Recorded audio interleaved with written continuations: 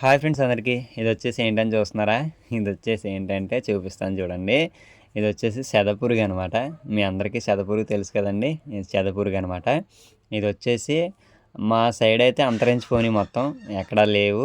So, దానికోసం నేనెక్కడ మా ఊరు నుంచి ఒక 10 కిలోమీటర్ల దూరం వెళ్ళిన తర్వాత అక్కడైతే కనిపించిందది. 10, 15 కిలోమీటర్లు వెళ్తే అక్కడ ఉన్నాయనమాట.